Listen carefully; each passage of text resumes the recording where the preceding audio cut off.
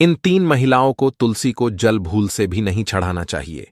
दोस्तों, एक समय की बात है, देवी सत्यभामा भगवान श्री कृष्ण के पास आती है और उनसे पूछने लगती है, हे प्रभु, पहले आपने मुझे तुलसी को जल देने का और तुलसी के पास दीपक जलाने का महात्म्य सुनाया था, किंतु हे प्रभु, आज मैं आपके पास यह जानने के उद्देश्य से आई हूँ कि तुलसी को जल चढ़ाने के नियम क्या है, कौन सी स्त्री तुलसी को जल चढ़ा सकती है और कौन सी स्त्री तुलसी को जल नहीं चढ़ा सकती।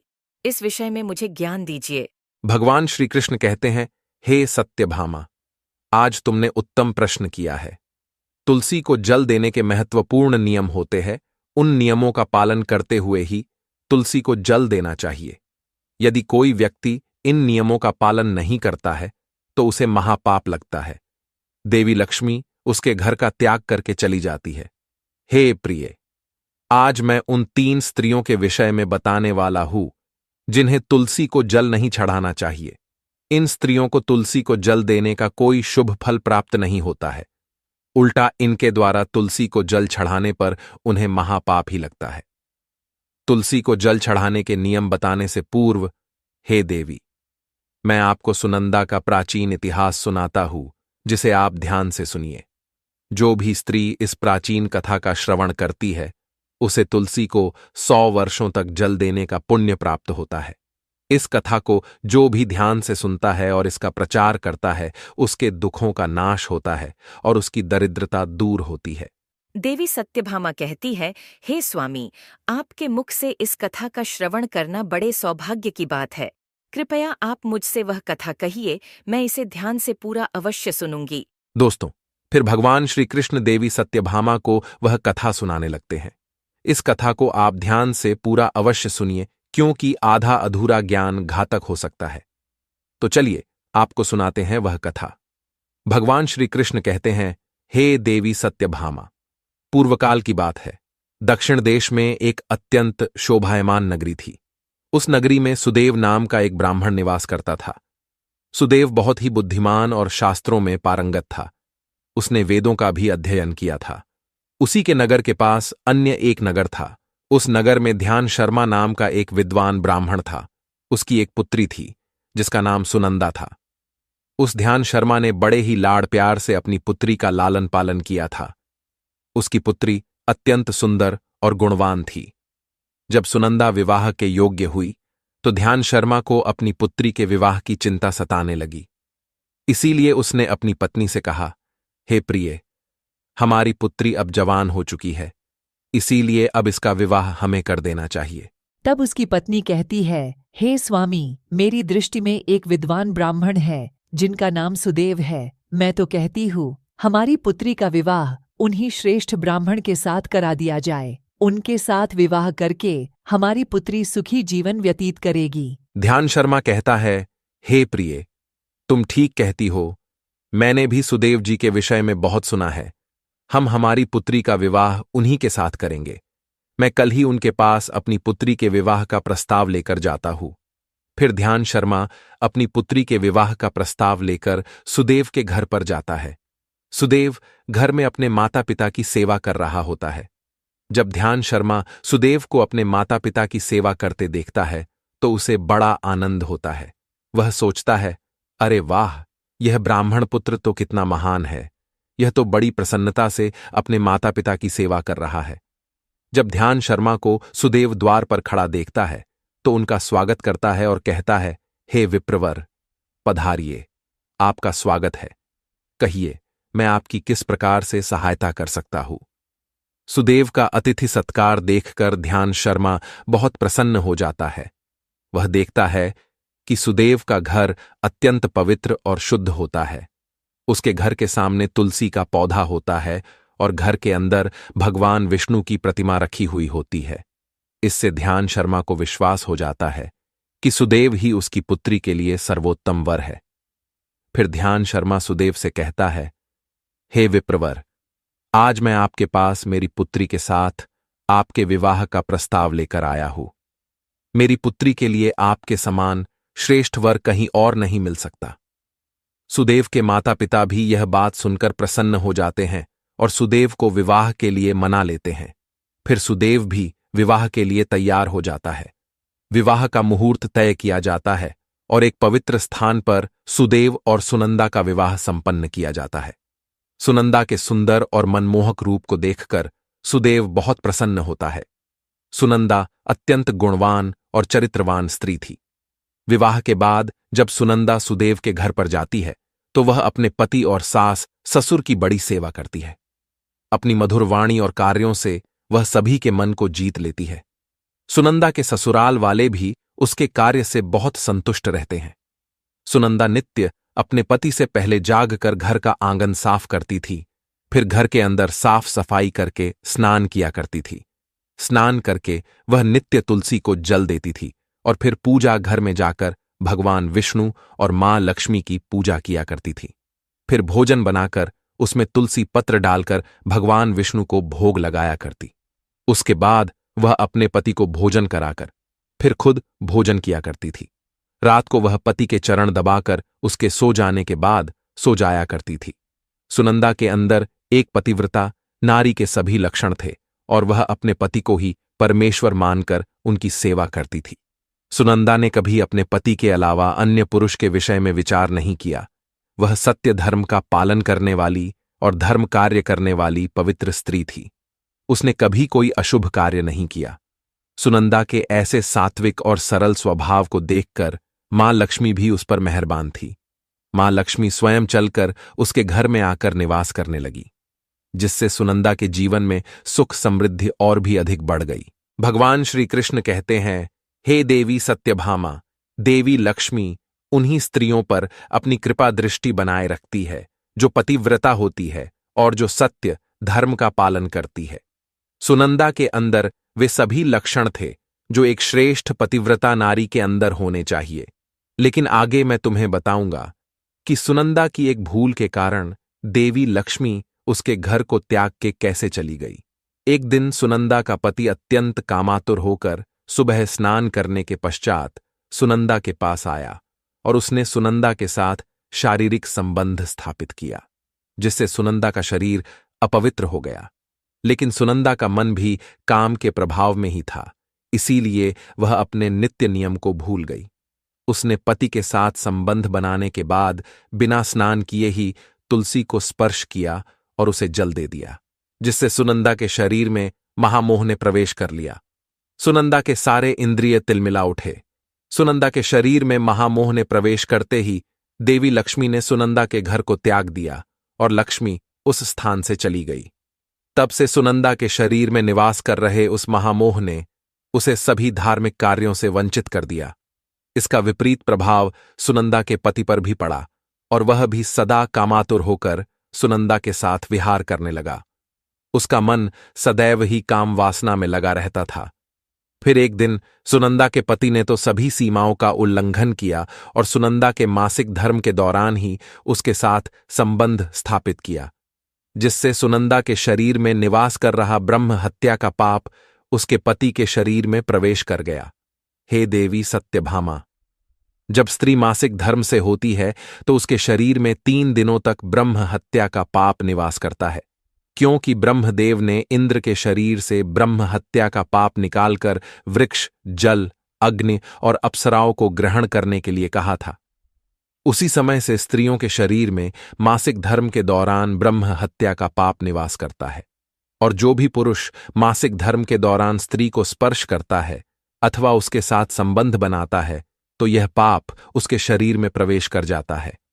वही ब्रह्म हत्या का पाप सुनंदा के पति के शरीर के अंदर प्रवेश कर गया और वह जमीन पर गिर पड़ा। उसे तुरंत ही कोढ़ का रोग हो गया, उसका अंग अंग जलने लगा, उसके शरीर पर छाले पड़ गए और वह दर्द से चीखने चिल्लाने लगा, हाय, यह मुझसे क्या अपराध हो गया, मेरे द्वारा भयंकर पाप हो गया है। मैंने सब कुछ जानते हुए भी महापाप किया है, अब मेरी रक्षा कौन करेगा। सुनंदा की सास तुरंत उस स्थान पर आ गई तो उसने देखा कि उसका पुत्र कोढ़ के रोग से ग्रसित होकर जमीन पर पड़ा है। वह क्रोध में आकर सुनंदा से कहने लगी, अरे कुलटा, अरे पापिनी, तूने ये क्या कर डाला, अपने ही पति का धर्म भ्रष्ट कर डाला।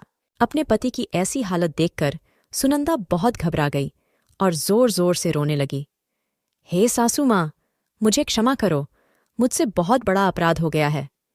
काम के वशीभूत होकर मेरे द्वारा यह अपराध हो गया है। सुनंदा की सास ने कहा, हे पापिनी, तू इस घर से अभी चली जा। तुझ जैसी कुलटा स्त्री को इस घर में नहीं रहना चाहिए। तूने मेरे बेटे के जीवन को नरक बना दिया। सुनंदा कहती है, हे सासू माँ, मैं कहाँ जाऊँ? मेरे पति के अलावा मेरा कोई नहीं है। मैं उन्हें छोड़कर जीवित नहीं रह सकती। सुनंदा की सास कहती है, तू कहीं भी जाकर मर जा, लेकिन अब तू इस घर में निवास नहीं कर सकती। इतना कहकर सुनंदा की सास ने उसे धक्के मारकर घर से निकाल दिया। फिर सुनंदा दुखी होकर घर से निकल गई। उसे अपनी भूल पर बड़ा पछतावा होने लगा। उसे कुछ भी समझ में नहीं आ रहा था कि वह क्या करे। सुनंदा चलते चलते एक वन में जाती है। उसी वन में एक साधु का आश्रम होता है। तब वह उस आश्रम पर सहायता मांगने के लिए जाती है तो वहां पर कोई नहीं होता है। सुनंदा उसी आश्रम पर जाकर बैठ जाती है और अपने दोष के विषय में सोचते हुए दुखी होने लगती है। फिर कुछ समय बाद एक ऋषि उस आश्रम पर आते हैं जिनका वह आश्रम होता है। जब वे ऋषि एक स्त्री को अपने आश्रम पर दुखी बैठा हुआ देखते हैं तो आश्चर्यचकित हो जाते हैं और पास जाकर उस स्त्री से पूछने लगते हैं, हे कल्याणी, तुम कौन हो और किस कारण से इस स्थान पर अकेले बैठी हो? तुम्हारे दुख का क्या कारण है? तब वह स्त्री कहती है, हे मुनिवर, मेरा नाम सुनंदा है। मेरे द्वारा घोर पाप हो गया था। उसी कारण से मैं अपने परिवार से बिछड़कर इस स्थान पर आई हूँ। वह ऋषि कहते हैं, हे देवी, ये क्या कह रही हो तुम? तुमने कौन सा पाप किया है? मुझे विस्तार से बताओ। मैं तुम्हारी कोई सहायता कर सकूं तो प्रयत्न अवश्य करूंगा। सुनंदा कहती है, हे मुनिवर, मेरे द्वारा घोर पाप हो गया है। मासिक धर्म के दौरान मैंने पति के साथ संबंध बनाया। इसी कारण से मेरे पति कोढ़ रोग से ग्रस्त हो गए और दुख भोग रहे हैं।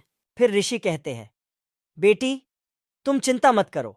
तुम्हारे द्वारा जो पाप हुआ है उसका प्रायश्चित करो। तुम्हें पाप से मुक्ति मिल जाएगी। तुम इस आश्रम में बैठकर भगवान विष्णु की पूजा करो। तुलसी को नित्य जल दो और गौ माता की सेवा करो। तुम्हारा पति जल्दी ही ठीक हो जाएगा। फिर वह सुनंदा वहीं पर उस आश्रम में रहकर भगवान विष्णु की नित्य पूजा करने लगती है। रोज स्नान करके वह ब्रह्मचर्य का पालन करते हुए तुलसी को जल चढ़ाती है और तुलसी के पत्र डालकर भगवान विष्णु को भोग लगाती है। फिर गायों को चारा डालती है, उनकी सेवा करती है। दिन भर वही भगवान विष्णु की मूर्ति के आगे बैठकर भगवान विष्णु की भक्ति करने लगती है। इस प्रकार से 1 वर्ष बीत जाता है। भगवान विष्णु सुनंदा की दृढ़ निष्ठा और भक्ति से अत्यंत प्रसन्न हो जाते हैं और सुनंदा को साक्षात दर्शन देते हैं। भगवान विष्णु को साक्षात अपने सामने खड़ा देखकर सुनंदा उन्हें बारंबार प्रणाम करने लगती है। तब भगवान विष्णु सुनंदा से कहते हैं, हे पुत्री, तुमने बड़ी ही श्रद्धा से और भक्तिभाव से मेरी आराधना की है, इसीलिए अब मैं तुम पर प्रसन्न हूं। कहो, तुम्हारी क्या कामना है? तब सुनंदा कहती है, हे प्रभु, कृपया मुझे बताइए, मेरे किस दोष के कारण मेरे अंदर काम का वास हो गया, जिस कारण से मेरे द्वारा घोर पाप हुआ और मेरे पति को कोढ़ का रोग हो गया? भगवान विष्णु कहते हैं, हे पुत्री, अब तुम ध्यान से सुनो। तुम्हारे द्वारा अनजाने में ही एक पाप हुआ था, जिस कारण से तुम्हारे अंदर महामोह ने प्रवेश कर लिया था। एक दिन तुमने अपने पति के साथ संबंध बनाने के बाद बिना स्नान किए ही तुलसी को जल दिया था। पति पत्नी जब रतिक्रिया करते हैं तो उनका शरीर अपवित्र हो जाता है और ऐसी अवस्था में तुलसी को कभी स्पर्श नहीं करना चाहिए। तुलसी लक्ष्मी का ही रूप है। तुमने अपवित्र अवस्था में ही तुलसी को जल अर्पण किया था, जिस कारण से देवी लक्ष्मी तुम्हारे घर का त्याग करके चली गई और फिर महामोह ने तुम्हारे अंदर प्रवेश कर लिया। उसी महामोह के कारण तुम्हारे और तुम्हारे पति के अंदर काम का प्रभाव अधिक बढ़ गया और मासिक धर्म के दौरान स्त्री के साथ संसर्ग होने के कारण तुम्हारे पति को कोढ़ का रोग हो गया था। वह सुनंदा कहती है, हे प्रभु, अनजाने में मुझसे यह बड़ा पाप हो गया था। अब इस पाप का क्या प्रायश्चित है? भगवान विष्णु कहते हैं, हे सुनंदा, इस पाप का प्रायश्चित तुमने 1 वर्ष तक ब्रह्मचर्य व्रत का पालन करके कर लिया है, इसीलिए अब तुम पाप से मुक्त हो। सुनंदा कहती है, हे प्रभु, कृपया मुझे बताइए, किस अवस्था में तुलसी को जल नहीं देना चाहिए और तुलसी को जल देने के क्या नियम हैं? भगवान विष्णु कहते हैं, हे सुनंदा, अब मैं तुम्हें तुलसी को जल देने के नियम बताता हूं, तुम इसे ध्यान से सुनो। हे पुत्री, तुलसी एक अत्यंत पवित्र पौधा है। यह मुझे सबसे अधिक प्रिय है, इसीलिए इसकी सात्विकता बनी रहनी चाहिए। इस पौधे को कभी अपवित्र अवस्था में स्पर्श नहीं करना चाहिए। जो स्त्री मासिक धर्म से हो, उस स्त्री को इस पौधे को कभी स्पर्श नहीं करना चाहिए। मासिक धर्म के दौरान स्त्री के शरीर में ब्रह्म हत्या का पाप होता है। ऐसे में स्त्री को तुलसी को जल नहीं देना चाहिए। किसी भी स्त्री और पुरुष को संबंध बनाने के बाद तुलसी के पौधे को स्पर्श नहीं करना चाहिए और ना ही इसे जल देना चाहिए। संबंध बनाने पर स्त्री और पुरुष का शरीर अपवित्र हो जाता है। ऐसी अवस्था में तुलसी के पौधे को स्पर्श करने पर दोष लगता है। देवी लक्ष्मी ऐसे स्थान से चली जाती है। हे पुत्री, जो स्त्री अपने पति का त्याग करके चली गई हो, जो विवाह के पश्चात अपने पति को छोड़कर अन्य पुरुष के साथ निवास कर रही हो, ऐसी स्त्री को भी तुलसी को जल नहीं चढ़ाना चाहिए। तुलसी की पूजा करने का अधिकार केवल पतिव्रता स्त्रियों को ही है। जो स्त्री असती होती है, उसे तुलसी को जल नहीं चढ़ाना चाहिए। हे सुनंदा, अब मैंने तुम्हें तुलसी को जल देने के संबंध में महत्वपूर्ण नियम बताए हैं, तुम इसे ध्यान में रखो। तब सुनंदा कहती है, हे प्रभु, मेरे पति कोढ़ के रोग से पीड़ित है, कृपा करके मेरे पति को रोग से मुक्त कीजिए। तब भगवान विष्णु कहते हैं, हे सुनंदा, तुमने इस तुलसी के वृक्ष की 1 वर्ष तक पूजा की है। यह अत्यंत पवित्र पौधा है। अब तुम इसके पत्ते ले जाकर अपने पति को खिला दो, वह रोग और पापों से मुक्त हो जाएगा। इतना कहकर भगवान विष्णु अंतर्ध्यान हो जाते हैं। यह सुनकर सुनंदा बहुत प्रसन्न हो जाती है और भगवान विष्णु को बारंबार प्रणाम करके धन्यवाद देती है। फिर सुनंदा उस तुलसी के पौधे के कुछ पत्ते तोड़कर घर पर जाती है और अपने कोढ़ी पति को खिला देती है। तुलसी के पत्ते खाते ही उसका पति एकदम से स्वस्थ हो जाता है और सुनंदा को गले से लगा लेता है। सुनंदा की सास भी जब यह चमत्कार देखती है तो बड़ी प्रसन्न हो जाती है और फिर वे सभी प्रसन्नता से रहने लगते हैं। भगवान श्री कृष्ण कहते हैं, हे सत्यभामा, इसीलिए इन अवस्थाओं में स्त्रियों को तुलसी को जल नहीं चढ़ाना चाहिए और ना ही तुलसी को स्पर्श करना चाहिए, अन्यथा इसके अशुभ परिणाम भोगने पड़ते हैं, जैसा सुनंदा के साथ हुआ था। दोस्तों, अब जानते हैं तुलसी के पौधे से जुड़े महत्वपूर्ण नियम। शास्त्रों के अनुसार सोमवार, बुधवार और रविवार का दिन तुलसी का पौधा लगाने के लिए बहुत शुभ होता है, लेकिन ग्रहण काल में अर्थात सूर्य ग्रहण, चंद्र ग्रहण आदि दिनों में तुलसी का पौधा कभी नहीं लगाना चाहिए। तुलसी के पौधे को मिट्टी के गमले में लगाना श्रेष्ठ होता है। घर के मुख्य द्वार के सामने एक सुंदर गमले में तुलसी का पौधा लगाना चाहिए। तुलसी के गमले को हमेशा जमीन पर अथवा किसी ऊंची जगह पर रखना चाहिए, लेकिन इसे कभी लटकाकर नहीं रखना चाहिए। तुलसी के पौधे में अच्छी मिट्टी का प्रयोग करना चाहिए।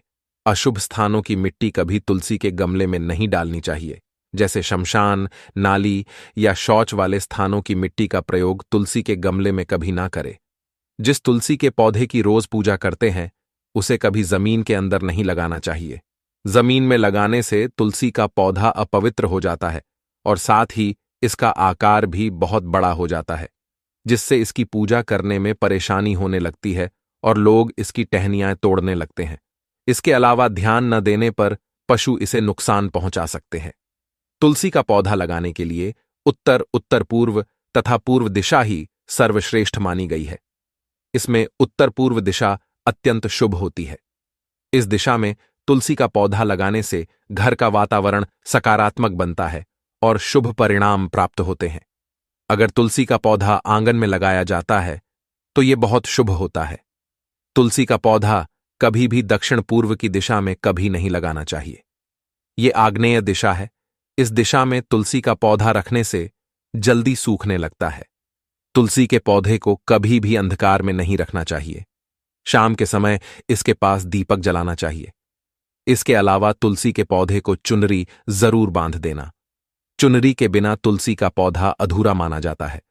तुलसी के पौधे में हरे रंग की चूड़ी, लाल अथवा सफेद धागा जरूर बांध देना, लेकिन तुलसी को कभी सुना नहीं रखना चाहिए। तुलसी के पत्ते तोड़ते समय ध्यान में रखें चाकू आदि धारदार चीजों का प्रयोग करके तुलसी पत्ते ना तोड़े। तुलसी के पत्ते उंगलियों से ही तोड़ने चाहिए। तुलसी के पौधे की कभी टहनी नहीं तोड़नी चाहिए।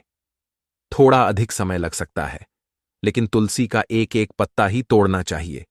जितने आवश्यक हो उतने ही पत्ते लेने चाहिए। पत्ते तोड़ते समय नाखूनों का भी प्रयोग नहीं करना चाहिए। इससे स्त्री का सौभाग्य नष्ट होता है और दुर्भाग्य आता है। एकादशी के दिन तुलसी के पत्ते कभी नहीं तोड़ने चाहिए। एकादशी के एक दिन पहले ही तुलसी के पत्ते तोड़कर रखने चाहिए। सूर्य ग्रहण, चंद्र ग्रहण के दौरान तुलसी को स्पर्श नहीं करना चाहिए। किसी भी दिन शाम के समय तुलसी के पत्ते नहीं तोड़ने चाहिए। शाम को तुलसी निद्रा अवस्था में होती है। ऐसे समय पर तुलसी के पत्ते तोड़ना पाप माना गया है। पुरानी सूखी हुई तुलसी की पत्तियों को कभी फेंकना नहीं चाहिए। इसे मिट्टी में दबा दें, लेकिन कभी नाली में अथवा कचरे में ना फेंके। रविवार के दिन तुलसी को जल नहीं देना चाहिए। इस दिन पत्तियां भी नहीं तोड़नी चाहिए। तुलसी को जल देने के लिए शुद्ध पानी का ही प्रयोग करें। तुलसी को कभी गंदा, झूठा पानी नहीं चढ़ाना चाहिए। तुलसी के पौधे को भूल से भी गंदगी वाले स्थान पर नहीं लगाना चाहिए। कई बार महिलाएं तुलसी के पौधे को ऐसे स्थान पर लगाती हैं जो स्थान अपवित्र होता है, जैसे नाली के समीप या जिस स्थान पर बर्तन अथवा कपड़े धोए जाते हैं, उस स्थान पर भी तुलसी का पौधा कभी नहीं लगाना चाहिए। इससे क्या होता है? गंदा पानी तुलसी के पौधे में गिरता है। यह बहुत ही अशुभ माना गया है। तुलसी में गंदा पानी गिरने से तुलसी अपवित्र हो जाती है। तुलसी को बिना स्नान किए जल भी नहीं देना चाहिए। जो भी स्त्री तुलसी को जल देती है, उसे स्नान करके माथे पर सिंदूर लगाकर ही तुलसी को जल देना चाहिए। तभी यह जल तुलसी मैया स्वीकार करती है। जो अविवाहित है अथवा जिनके पति नहीं है, उन्हें सिंदूर लगाने की आवश्यकता नहीं है। ध्यान रहे, तुलसी का पौधा कभी सूखना नहीं चाहिए। ये अशुभ संकेत लेकर आता है। तुलसी का पौधा सूखने पर समझना चाहिए कि घर में नकारात्मक शक्ति का वास है। इसीलिए तुरंत वास्तु उपाय करने चाहिए।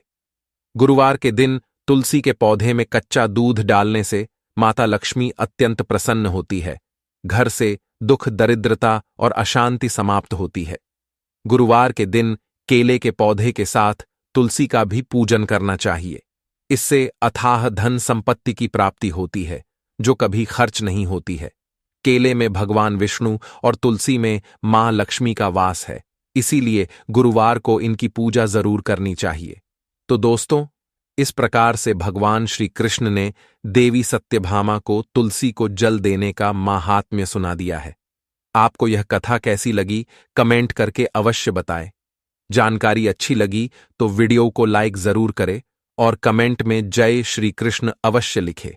साथ ही चैनल को सब्सक्राइब करें ताकि ऐसी ही आध्यात्मिक जानकारी आपको प्राप्त हो सके। आप सभी का धन्यवाद।